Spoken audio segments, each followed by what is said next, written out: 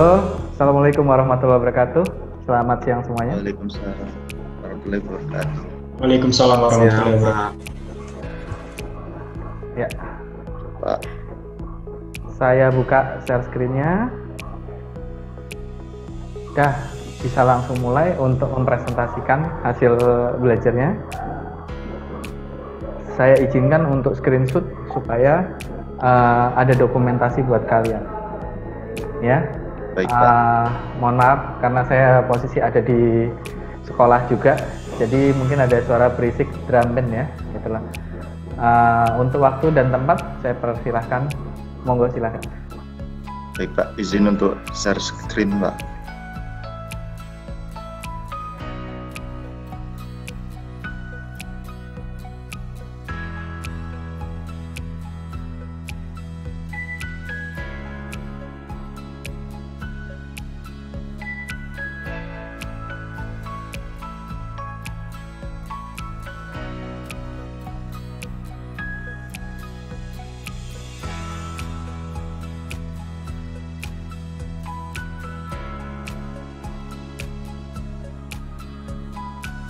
Karin,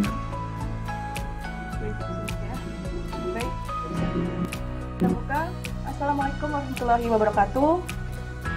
Selamat siang Bapak, selamat siang rekan-rekan, selamat siang semuanya.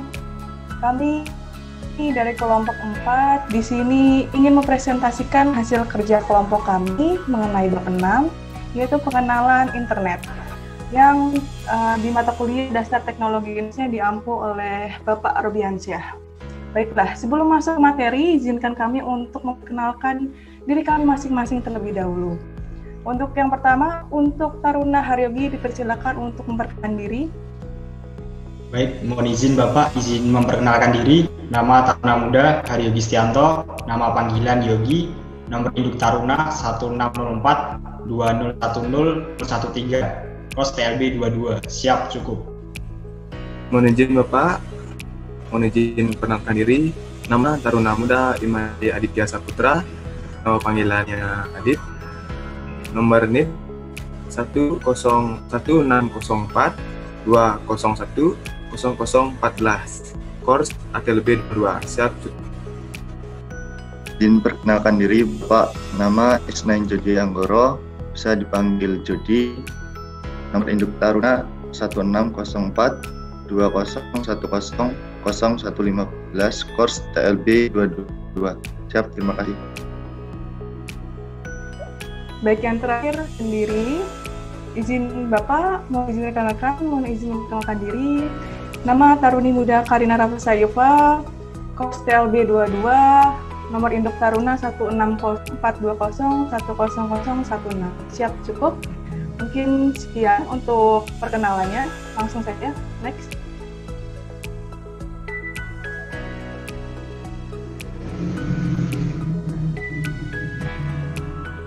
Baik, di bab 6 ini, di perkenalan internet, kami akan ada 4 pokok bahasan yang akan kami bahas. Yang pertama itu adalah tentang internet sendiri, itu ada search engine, yang ketiga ada browser, dan yang keempat adalah email. Next.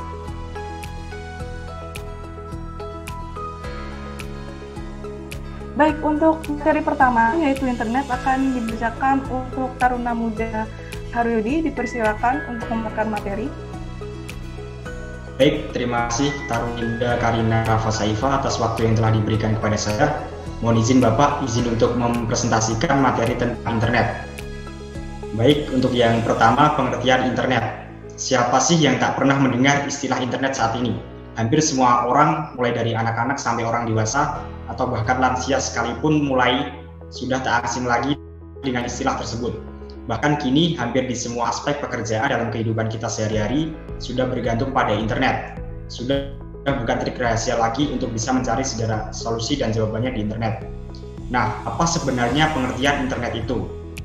Internet atau interconnection networking adalah jaringan komunikasi global yang terbuka dan menghubungkan jutaan bahkan miliaran jaringan komputer dengan berbagai tipe dan jenis dengan menggunakan tipe komunikasi seperti telepon, satelit, dan lain sebagainya. Internet juga dapat diartikan sebagai sebuah jaringan yang menghubungkan komputer satu sama lain yang menggunakan standar sistem Global Transmission Control Protocol atau Internet Protocol Suite sebagai protokol pertukaran sehingga kita bisa saling berkomunikasi, berinteraksi, dan saling bertukar informasi meski dalam jarak jauh. Next. Kemudian yang selanjutnya adalah manfaat internet. Di balik kemudahan dalam mengakses internet, terdapat banyak manfaat yang akan kita peroleh sebagai pengguna internet. Berikut manfaat penggunaan internet. Yang pertama, menambah wawasan dan pengetahuan. Dengan adanya internet, kita jadi lebih tahu mengenai berbagai wawasan dan pengetahuan dari berbagai bidang dari seluruh dunia, terutama bagi pelajar. Internet mempermudah mereka dalam mencari informasi yang berkaitan dengan pelajaran mereka. Kemudian yang kedua, komunikasi menjadi lebih cepat. Perkembangan internet semakin pesat membuat komunikasi antar individu sangat mudah dan cepat. Kita juga dapat berkomunikasi dengan orang luar negeri sekalipun dengan biaya yang relatif murah. Selain itu, sudah banyak jaring sosial seperti Facebook yang digunakan pengguna internet untuk berkenalan dan menemukan teman baru di sana. Tidak sedikit juga dari mereka yang ngobrol atau chatting dengan kerabat mereka menggunakan jejaring sosial tersebut. Kemudian yang ketiga adalah mudahnya belanja di internet. Dengan meledaknya penggunaan internet, semakin banyak orang yang tertarik melakukan belanja online. Saat ini, banyak orang yang lebih suka belanja online karena sangat mudah dan efisien. Salah satu keuntungan dari belanja online adalah kita tidak perlu keluar rumah untuk membeli item yang kita butuhkan. Selain itu, ketika jam kerja sangat sibuk atau tidak teratur, belanja online merupakan pilihan yang terbaik untuk membeli barang tanpa harus menyita banyak waktu. Kemudian yang keempat adalah internet sebagai wahana hiburan. Internet juga berperan sebagai penghibur bagi kita yang sedang gelisah atau galau memikirkan sesuatu. Kita bisa menghibur diri kita dengan mengakses jaring sosial, mendengarkan musik, streaming video, atau main game. Kemudian yang kelima adalah berbagi apapun menjadi lebih mudah. Dengan adanya internet, kita bisa berbagi apapun yang kita punya, seperti pengalaman, tutorial, resep, dan lain sebagainya, melalui akun media sosial atau blog pribadi. Saat ini banyak orang yang lebih suka menggunakan blog pribadi untuk berbagi hal yang mereka punya. Terdapat puluhan platform yang bisa kita gunakan untuk membuat blog gratis seperti Blogger dan WordPress. Kemudian yang keenam adalah memudahkan mencari lowongan pekerjaan. Selain mudahnya mencari informasi di internet, kita juga dapat mencari lowongan pekerjaan di internet dengan mudah. Internet telah menjadi wadah tersendiri bagi kita untuk mendapatkan pekerjaan dengan mudah melalui situs-situs yang menyediakan informasi lowongan pekerjaan. Next.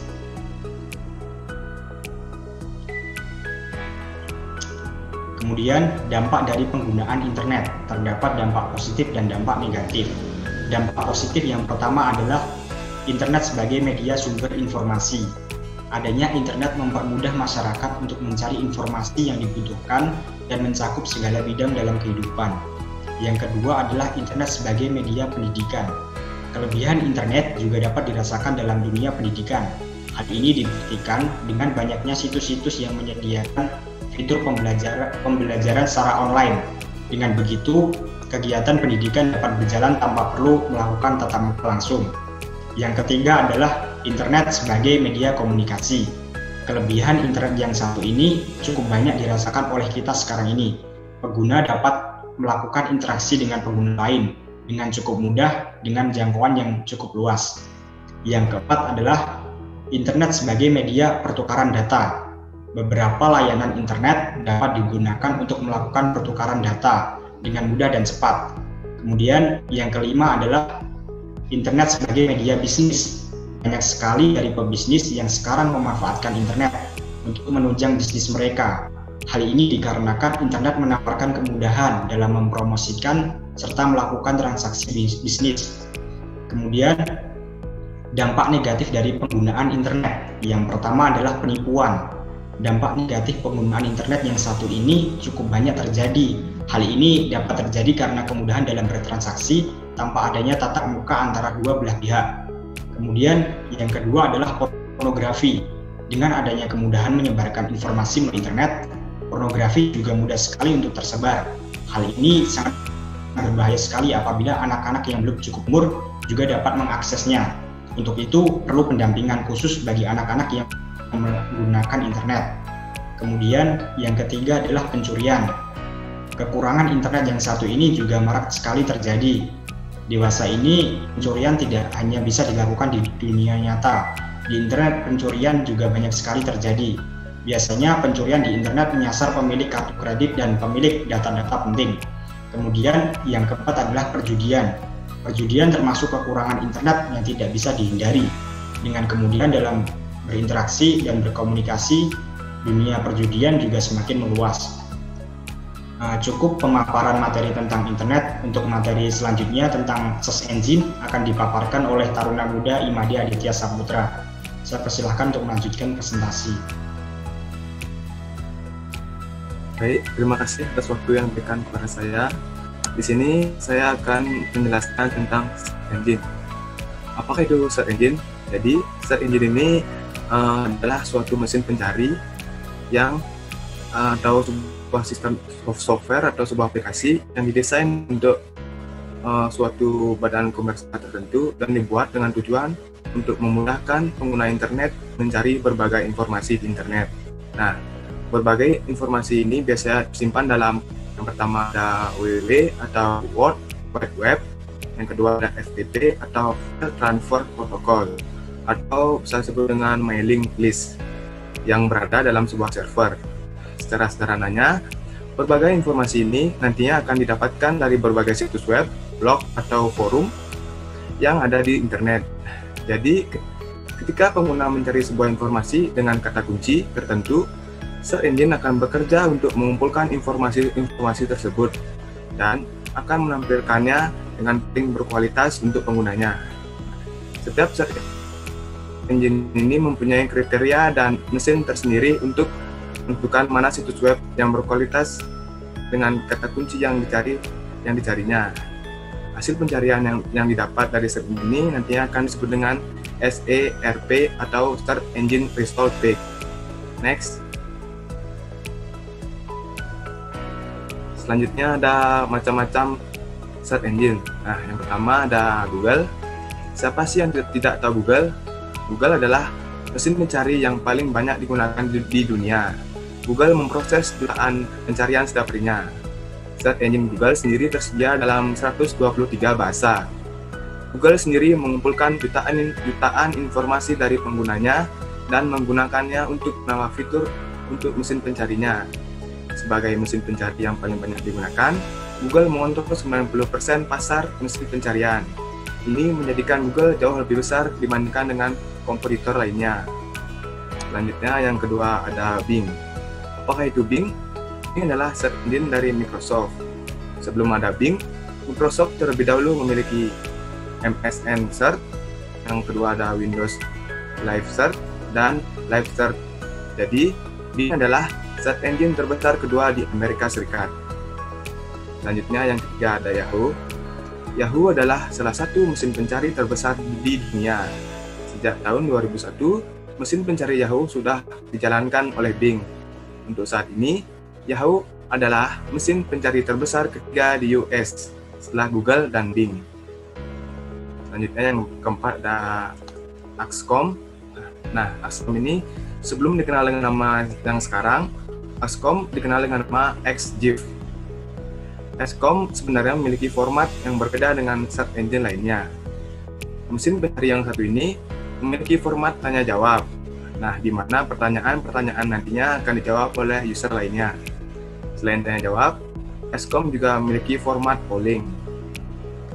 Selanjutnya yang kelima. Yang kelima ada DuckDuckGo. Apakah itu DuckDuckGo? DuckDuckGo adalah private search engine yang paling populer. Private search engine ini adalah mesin pencari yang tidak melacak penggunanya dan menampilkan halaman hasil pencariannya dengan perlindungan tambahan. Nah, user biasanya menggunakan DuckDuckGo tanpa melihat iklan. Yang keenam ada Yandex.ru. Yandex.ru ini adalah salah satu dari 30 situs web paling populer di internet. Selain Yandex.ru juga menempatkan posisi peringkat 4 dalam website berbahasa Rusia. Jadi Yandex menampilkan diri sebagai perusahaan teknologi yang membangun produk lain layanan cerdas yang didukung oleh pembelajaran mesin. Menurut Wikipedia, Yandex mengoperasikan mesin pencari terbesar di dunia dengan sekitar 65% pangsa pasar di negara itu. Next.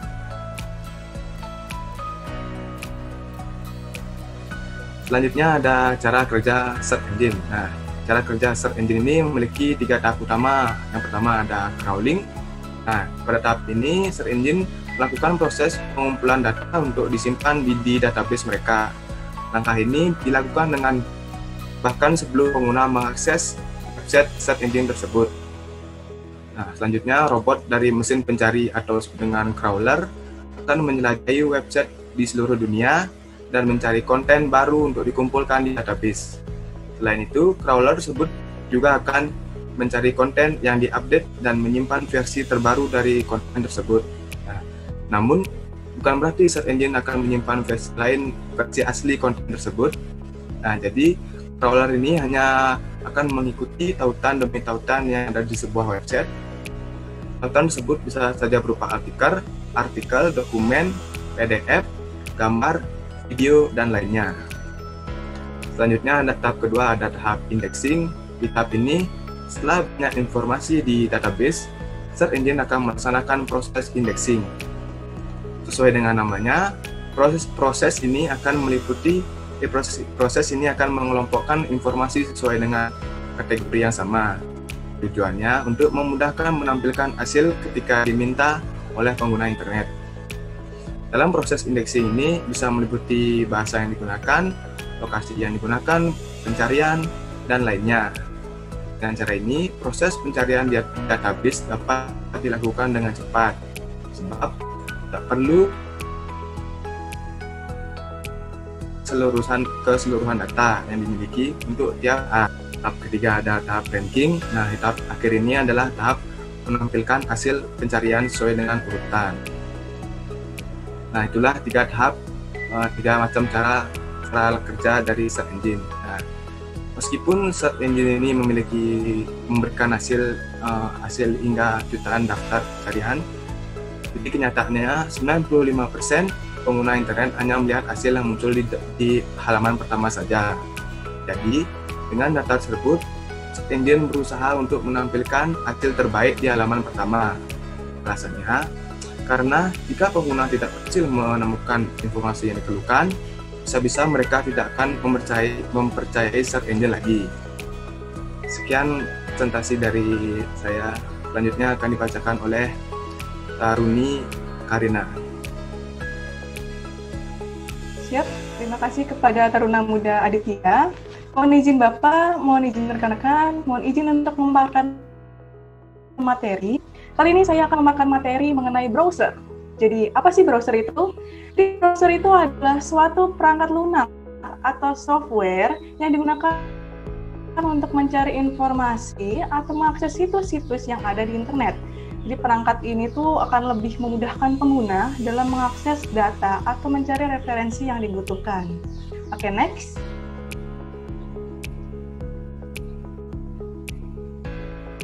Oke, selanjutnya nih ada fungsi browser. Jadi fungsi browser itu ada 4. Yang pertama itu adalah membuka laman website. Jadi dengan menggunakan web browser, seseorang tuh bisa langsung menuju alamat di mana ia akan mengakses data. Sementara jika dia menggunakan search engine, maka ia hanya akan mendapatkan beberapa website yang sesuai dengan kata kunci atau keyword yang dimasukkan. Dan yang kedua adalah memastikan keamanan suatu web. Jadi biasanya dalam web browser itu juga terdapat tuh proses authentication atau proses verifikasi suatu website dan juga untuk memastikan bahwa laman tersebut tidak berbahaya di perangkat yang jika dikunjungi.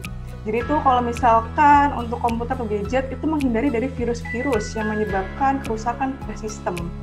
Oke, yang ketiga itu ada mendukung permintaan data. Fungsi lain dari web browser itu adalah untuk mendukung permintaan data yang dibutuhkan. Istilahnya itu requesting data item gitu.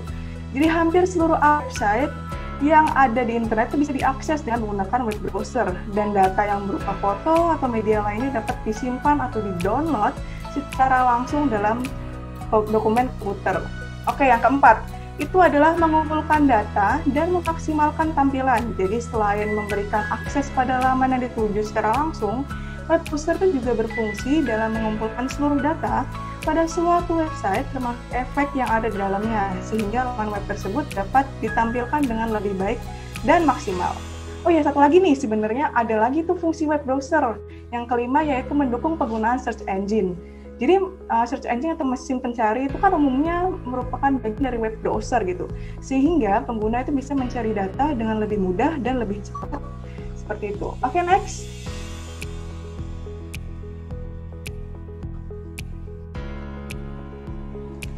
Oh ya, saya juga belum itu nih, contoh-contoh browser ada banyak. Saya nyebutin beberapa. Yang pertama ada Google Chrome, terus Mozilla Firefox, Internet Explorer, UC Browser, Safari, Samsung Browser, dan masih banyak lagi. Nah, di sini ada perbedaan nih antara browser dan search engine. Yang pertama itu ada browser yang bisa dilihat di gambar sebelah kiri, ya. Itu perbedaan browser sama search engine itu apa sih? Oke, kalau browser itu merupakan sebuah software untuk membuka halaman website. Terus yang kedua itu browser itu tersimpan pada komputer yang kita gunakan. Nah, contoh browser itu kayak Google Chrome, dapat dibuka melalui shortcut icon yang tampil di desktop. Nah, yang sebelah kanan tuh, bisa kita gambarnya, itu adalah search engine. Bedanya apa sih dengan browser? Nah, kalau search engine itu merupakan salah satu jenis website yang dapat mencari halaman website lainnya dengan menggunakan keyword pencarian yang dimasukkan pengguna. Terus search engine itu tidak tersimpan pada komputer yang kita gunakan, harus komputer server dan hidup 24 jam non-stop untuk melayani komputer yang mengaksesnya. Dan yang contohnya search engine itu apa sih? Pada Google, yang dapat diakses melalui URL kayak seperti https://www.google.com/. Oke, mungkin cukup sekian pemaparan materi mengenai browser. Selanjutnya materi mengenai email yang akan dijelaskan dan dipaparkan oleh Taruna Muda Senayan Jodi. Dipersilakan. Terima kasih. Kita lanjut untuk pembahasan tentang email. Mungkin dari kita semua sudah tahu ya apa itu email, karena kita semua mungkin sudah punya 1, 2, bahkan lebih alamat email. Lalu, apa sih itu email? Email atau surat elektronik adalah suatu sarana untuk mengirim dan menerima surat atau pesan dengan format digital melalui jaringan komputer dan internet. Nah, lalu bagaimana cara kerja dari email tersebut? Yang pertama, itu dari pengirim. Pengirim itu bisa melalui komputer, bisa melalui gadget, bisa melalui laptop. Lalu kita ketik alamat email penerima seperti di contoh slide ini, yaitu kepada joko@gmail.com. Lalu kita beri subjek tentang bahasan apa yang akan kita email, lalu kita isi email sesuai apa yang akan kita sampaikan. Lalu email klien akan mengirim pesan ke email server. Setelah itu mail server pengirim akan berkomunikasi dengan DNS untuk mencari mail server penerimanya.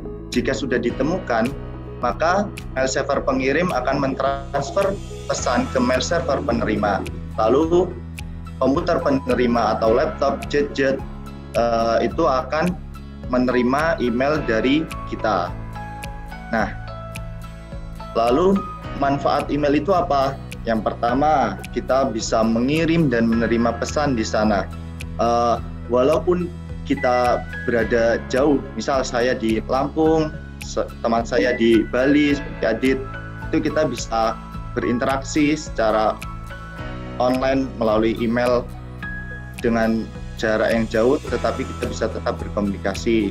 Lalu manfaat yang kedua, kita bisa mengirim dan menerima file dengan melampirkan biasanya di email itu kan ada lampiran atau attachment.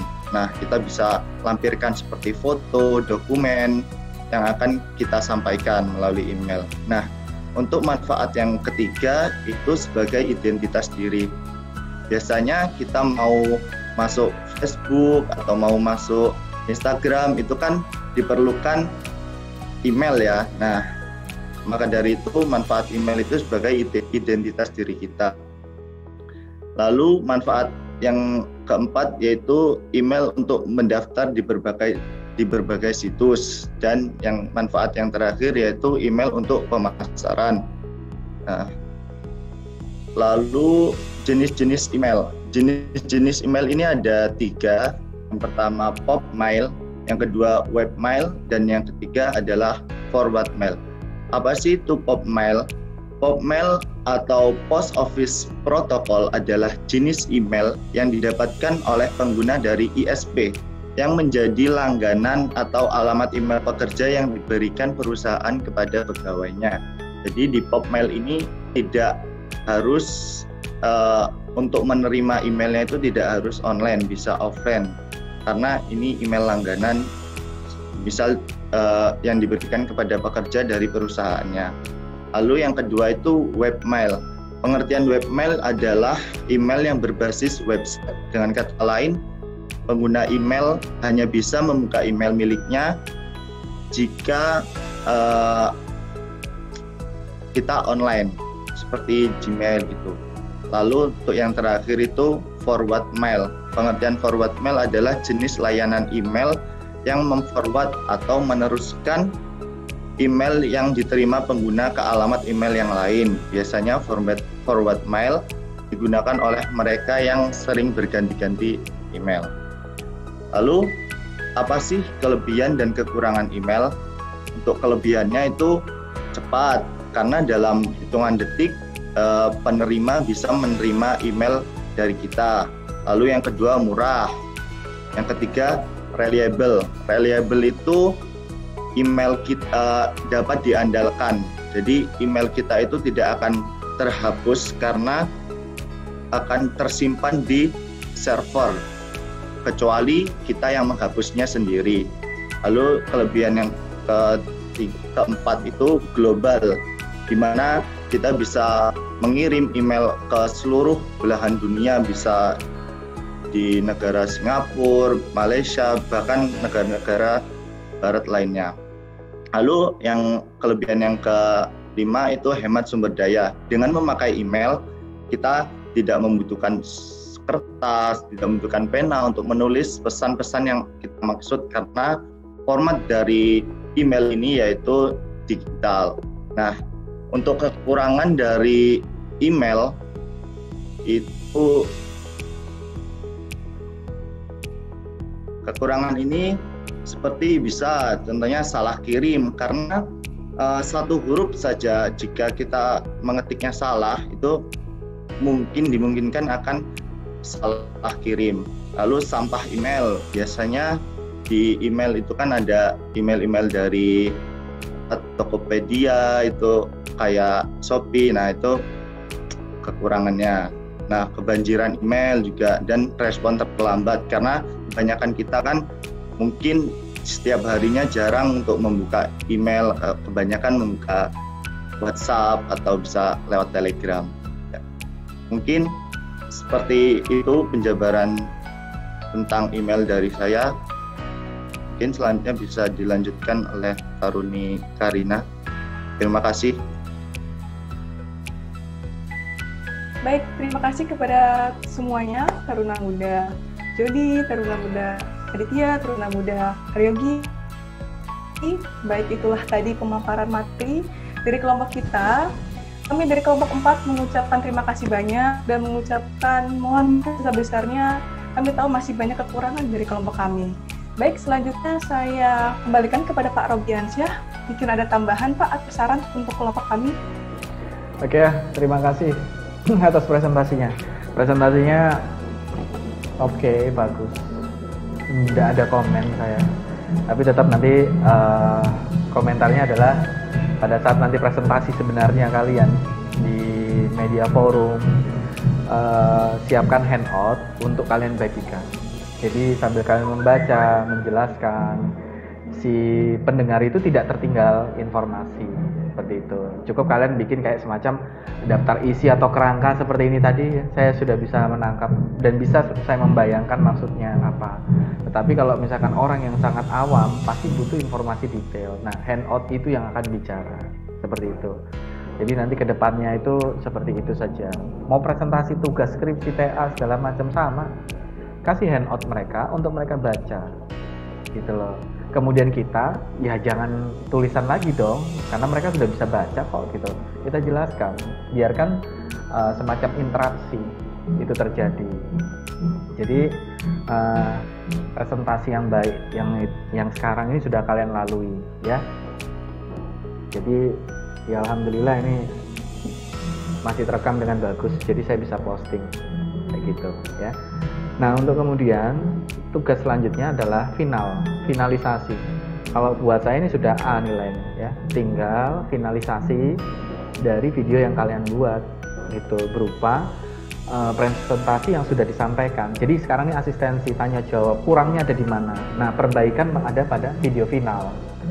Bukan ini yang diperbaikin, bukan ini. Adapun misalkan ada faktor koreksi, tetapi perbaikannya bukan ini dipresentasikan ulang, tetapi dipresentasikan dengan bentuk yang lain. Seperti itu. Karena sekarang ini media sudah interaktif, sudah media audio video visual. Kemarin sebagian sudah saya latih untuk pembuatan video minimal yang standar, kemudian software yang tidak berbayar yang bisa kita gunakan secara umum, dan tujuan akhirnya adalah hasil publikasi diri kita pribadi.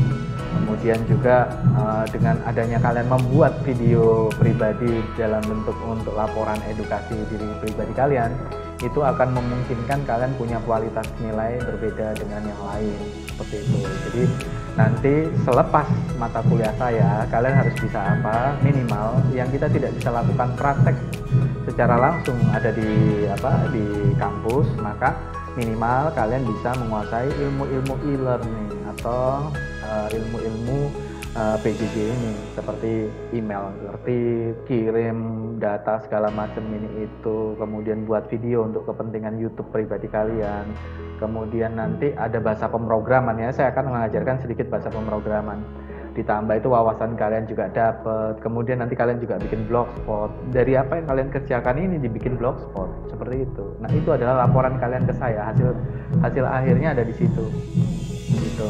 Kalau nilai setting sendiri, kalau dalam artian kalau sudah semua terpenuhi secara otomatis nilainya adalah A, seperti itu. Jadi nggak usah khawatir. Nah, perbaikan ada pada hasil akhir yang diperbaiki.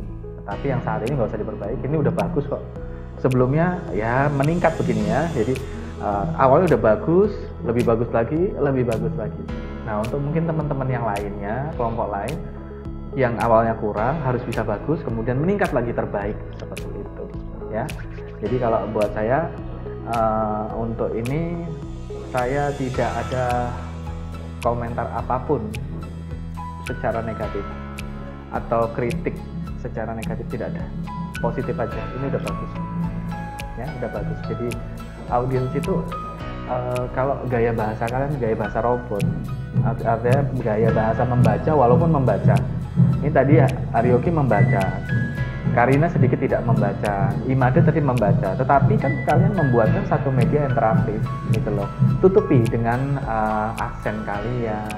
Ingat, kita punya gaya bahasa masing-masing. Nah, itu adalah keunikan gitu. Bukan sesuatu yang harus seragam ya. Kreativitas bukan seragam. Ya, kreativitas itu berbeda-beda, tetapi dengan estetika dan keindahan yang sesuai aturan, seperti itu. Kalau kita bicaranya tari Bali, ya keindahan tari Bali, dia punya keindahan sendiri. Beda kita bicara dengan tarian, misalkan tarian dari Jawa Tengah atau Jawa Timur, beda. Keindahannya dilihat dari sisi apa. Nah, seperti itu. Itulah kreativitas, gitu. Nah, kaitannya dengan teknologi, bagaimana berkreativitas adalah kefleksibelan dalam pembuatan, seperti itu. Nah, makanya saya menyediakan waktu. Kalau saya bilang, kalian tuh satu kelas tatap muka dengan saya hampir hari-hari loh. Ya, setiap waktu, seminggu bisa 2 kali, bisa 3 kali. Mau hari-hari juga nggak apa-apa, saya layani. Yang penting target akhir tercapai. Kalian menguasai ilmu teknologi. Teknologi is my concept.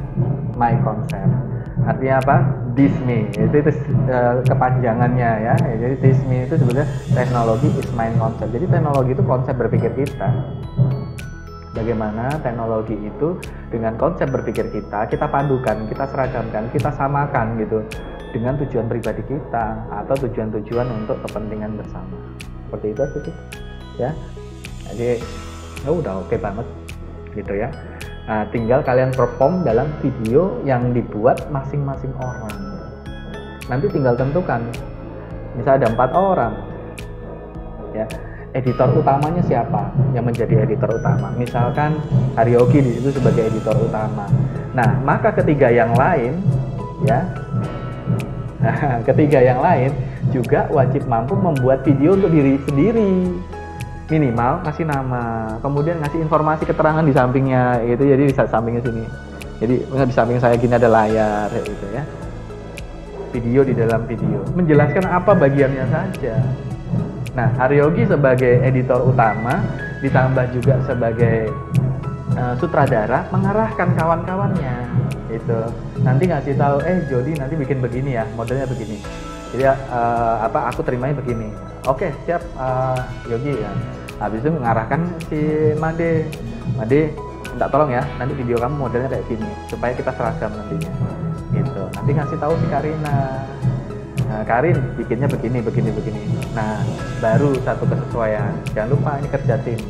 Sangat kelihatan kalau nggak kompak. Jiwa korsanya nggak ada. Kalau kelihatan banget kalau misalnya ini kok gini. Bikin seolah-olah tidak di lokasi yang sama. Bikin seolah-olah di lokasi yang sama, ya. Walaupun aktual kalian berada di lokasi yang beda-beda. Kayak gitu loh. Lihatlah kulit saya. Warna putihnya ada di bawah, hitamnya ada di atas, tapi dia satu bagian dari tangan saya yang nggak bisa saya pisahkan. Walaupun beda warna tetapi satu tujuan. Ini adalah tangan ya, sama kayak kalian, beda aksen, beda suku, beda bahasa, beda agama, tapi tujuan kita ini apa? Tujuannya adalah pencapaian hasil belajar yang berkualitas walaupun pendidikan jarak jauh. Seperti itu. Silakan buat videonya. Untuk mau diskusi, untuk asistensi diskusi, Pak Robi, kami mau diskusi nih secara intensif mengenai mengenai pembuatan videonya, boleh nggak? Silakan. Siapa yang mewakili bahasa, silakan. Atau misalkan, Pak, kami mau diskusi tapi lebih enaknya pakai Zoom, ayo silakan. Gitu. Karena memang untuk saat ini pemerintah, ya ini resikonya kalau kita punya free Zoom-nya ya, jadi harus bersabar karena waktunya yang cuma 40 menitan. Nah kayak gitu. Nah kira-kira dari materi yang kalian bawakan sendiri, ada yang kalian tanyakan yang nggak kalian pahami di materi yang udah disampaikan? Walaupun udah disampaikan tapi tetap nggak paham, monggo silakan bertanya saja. Apa yang mau kalian tanya? Tanya Pak. Silakan. Jadi saya tadi kurang paham tentang forward mail itu apa Pak? Kalau saya memang sama seperti Jody, forward mail itu apa ya sebenarnya? Karena fasilitas itu kayak kalimatnya itu ada pada email masing-masing, ada forward ya kayak gitu, atau WA juga ada forward. Jadi kalau popmail itu email yang sifatnya khusus, yang diberikan perusahaan kepada karyawannya atau sekolah kepada siswa-siswinya atau taruna-taruninya. Itu popmail. Kalau webmail itu secara otomatis kita perlu sambungan internet. Jadi buka internet, tersambung ke internet. Tapi kalau popmail cukup sekali, dia synchronize. Begitu kita sinkron, dia biasanya pakai Microsoft Mail. Jadi Office itu ada Word, Excel, PowerPoint, ada Microsoft Mail. Nah, jadi biasanya dia pakai Microsoft Mail itu untuk mengintegrasi email kita, kayak gitu. Tapi kalau misalkan webmail itu wajib tersambung sama internet. Nah, untuk forward mail saya belum pernah tahu tuh, jujur saja, ya, belum pernah tahu dan belum pernah mengoperasikan. Tetapi apakah sama? Saya berpikir juga gini. Forward mail itu saya punya email Google. Email Google saya terdiri atas 5 email Google yang lain yang saya integrasikan jadi satu. Apa itu? Tapi saya juga nggak tahu. Jadi saya perlu nanya juga ke Mbah Google. Forward mail itu kayak apa sih? Karena tidak pernah saya pakai. kayak gitu. Tetapi informasi itu ada dari dulu sampai sekarang, ada forward mail, tapi saya belum pernah menggunakan. Apakah kalau misalkan 5 email saya di Gmail itu dalam satu induk, kemudian saya bisa masuki satu persatu dengan satu password saja, karena 5 email saya passwordnya beda semua. Nah, cuman kelima ini dalam satu induk password yang sama, kayak gitu Gmail. Nah, itu saya bisa masuk ke satu itu tadi. Kemudian ya kayak semacam forward, mungkin itu yang dimaksud, tapi saya tidak tahu juga. Coba nanti jadi kita sambil cari tahu, sambil lihat teman-teman nanti yang menjelaskan perihal forward mail. Gitu. Jawaban saya juga nggak tahu. Ya nanti saya cari tahu. Nah, lanjut, ada lagi yang ditanyakan, silakan. Made, silakan. Mohon izin, Pak. Monggo. Mohon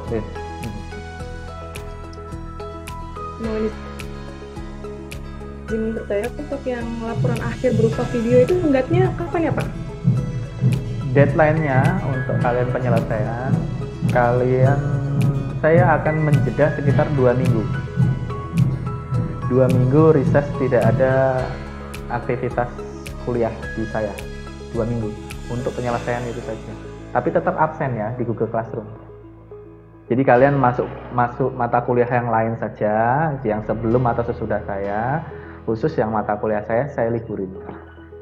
Dua kali pertemuan lah saya liburin.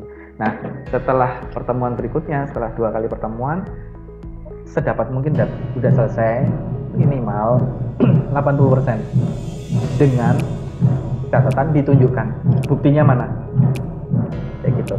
Karena target kita pada pelajaran saya, karena kita belum ketemu bisa luring ya, offline itu nggak bisa, wajib bisa bikin YouTube channel ya.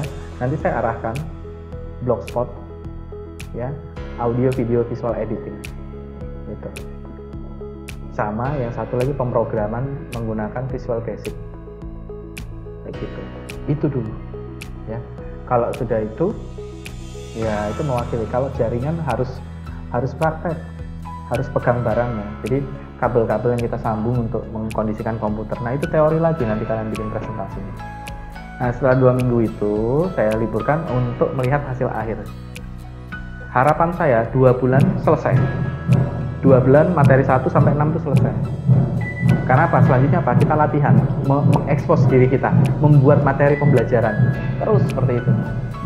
Ya, jadi mendingan dicicil satu bab dulu bikin video pembelajarannya, kemudian bab kedua, kemudian bab ke-6 dan selanjutnya cicil gitu. Tapi kalau memang nggak mungkin jadi 1 semester juga 6 bulan, nggak apa-apa, tapi progres itu ada ya, progres itu ada. Jadi kita beralasan punya dasar dan bukti, seperti itu saja. Monggo silakan. Ada lagi yang ditanyakan? Mohon izin Pak. Untuk pembuatan video akhir tuh penjelasannya langsung dari bab 1, 2, dan 6 atau bisa 1, 2 dulu Pak? Selanjutnya. Yang lebih aman itu adalah 1 bab saja ya, supaya lebih fokus. Kalau semuanya 1, 2 sampai itu nanti video kalian terlalu panjang waktunya. Ya, kita kan bukan webinar, ya, bukan webinar atau seminar, tetapi kita video pembelajaran. Orang jadi bosan. Ya kalau satu materi itu sudah 7 menit kali 3, ya pasti lama banget, bisa 15-20 menit. Orang nggak akan betah duduk lama-lama untuk mencari informasi yang dia peroleh. Padahal informasi penting buat dia, tapi dia malas baca atau malas dengerin lama-lama.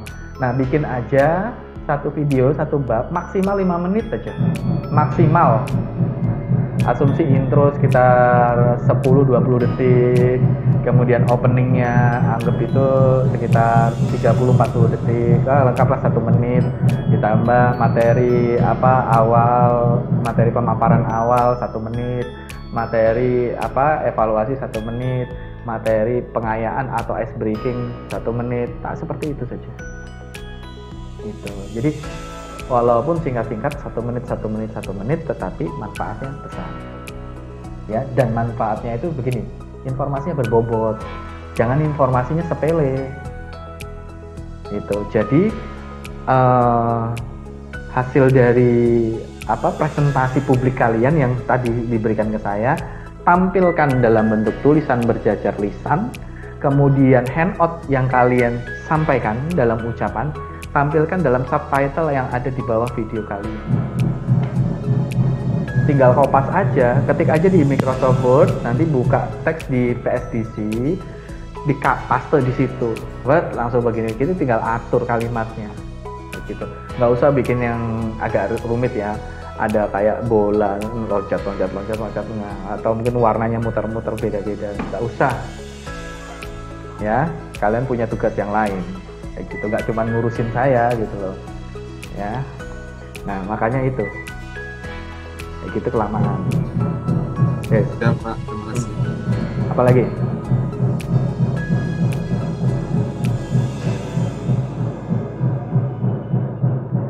Jody, Karin, Yogi, Made, ada lagi yang ditanyakan?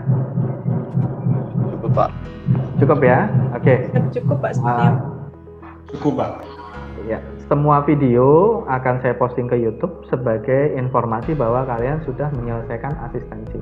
Nah, lebih kurangnya banyak lebihnya daripada kurangnya. Jadi udah bagus. Tinggal materi bobotnya ditambah nanti pada saat presentasi akhir. Ya, seinformatif mungkin. Kalau kita menggunakan video orang, jangan lupa cantumkan dari YouTube mana kalian mengambil. Jadi nggak cuma sekedar source _2 YouTube, enggak. Linknya mana? Kemudian di deskripsi kalian yang pada bawah video nanti itu harus dibuat juga. Nanti untuk kemudiannya saya latih untuk pembuatan YouTube, ya. Sementara bikin dulu kontennya, konten videonya bikin dulu. Konten videonya bikin dulu, baru nanti kalau udah selesai diposting di YouTube saya nyatakan oke. Silakan kalian posting di YouTube pribadi kalian, gitu. Saat ini kita sudah menganut citizen, ya, international citizen networking, ya, netizen. Nah, jadi kalian punya netizen itu ada Instagram, Facebook, atau Twitter atau apa yang harus kalian isi dengan informasi yang positif, gitu. Bagian-bagian prestasi kita, nggak cuma sekedar foto-foto atau video mengenai makan di mana, gitu ya, atau mungkin lagi shopping di mana. Ada materi juga yang untuk belajar. Nah, untuk yang happy-happy silahkan dibuat, yang untuk belajar silahkan juga diletakkan di situ. Atau mungkin selfie-selfie kalian bersama kawan, selfie unik, muka unyu, atau mungkin muka jelek, melet-melet. Ya, atur aja. Ya, itu adalah pengaya dari kehidupan kita, Roh. Ya. Oke? Ada lagi yang ditanyakan? Cukup? Oke, kalau begitu terima kasih atas waktunya. Untuk informasi lebih lanjut nanti saya sampaikan di WA grup kita. Lebih kurangnya saya mohon maaf. Dan kemudian lebihnya ada di kalian, kurangnya ada di saya. Seperti itu saja ya. Terima kasih atas perhatiannya. Wassalamualaikum warahmatullahi wabarakatuh. Selamat siang. Waalaikumsalam warahmatullahi wabarakatuh. Selamat siang. Terima kasih banyak Bapak. Pak. Terima